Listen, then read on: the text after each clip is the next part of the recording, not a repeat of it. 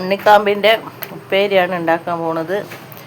അതിന് ഉണ്ണിക്കാമ്പ് മുറിച്ച് ഒരു പാത്രത്തിലേക്ക് ഇട്ടിട്ടുണ്ട്. ഇനി ഞാനിത് ഗ്ലാസിൻ്റെ വക്ക് വെച്ചിട്ടാണ് ചെറിയ പീസാക്കി മാറ്റുന്നത്. അത് നന്ന ചെറിയ പീസാക്കി മുറിച്ചെടുക്കാൻ പറ്റും.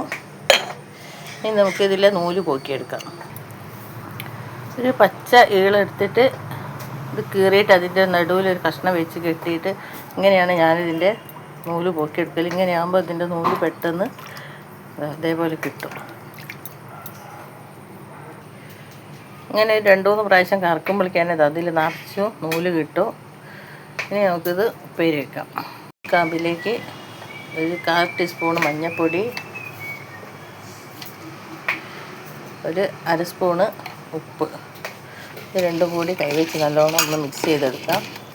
ചൂടായ പാനിലേക്ക് 1 സ്പൂണ് കടുകിട്ട് അത് പൊട്ടുമ്പോൾ ഇതിലേക്ക് നമ്മൾ മഞ്ഞൾപ്പൊടി കഴിച്ച് വെച്ച ഉള്ളിത്തട്ടിട്ട് ഒന്ന് മിക്സ് ചെയ്യാം.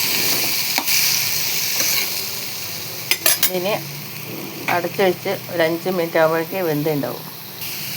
നമ്മൾ ഉണ്ണിത്തട്ടൊക്കെ നല്ലോണം വെന്ത് വന്നിട്ടുണ്ട്.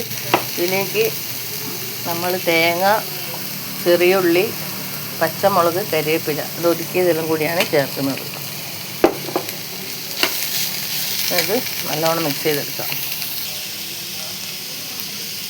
ഇതിലേക്ക് കുറച്ച് വെളിച്ചെണ്ണ ഇതും കൂടി ചേർത്ത് മിക്സാക്കി തീ ഓഫ് ചെയ്യാം. നമ്മളെ സ്വാദിഷ്ടമായ ഒരു ഉപ്പേരിയാണിത്. ഇതിൽ മായമൊന്നും കലരാത്തതുകൊണ്ട് ഇത് ഇടയ്ക്ക് ഉണ്ടാക്കി കഴിക്കുന്നത് വയറിന് ഒക്കെ നല്ലതാണ്. എല്ലാവരും ഒന്ന് ഉണ്ടാക്കി നോക്കണം. ഇഷ്ടപ്പെട്ടാൽ ലൈക്ക് ചെയ്യണം, ഷെയർ ചെയ്യണം, സബ്സ്ക്രൈബ് ചെയ്യണം. നിങ്ങളുടെ സപ്പോർട്ട് എനിക്ക് ആവശ്യമാണ്. Thank you.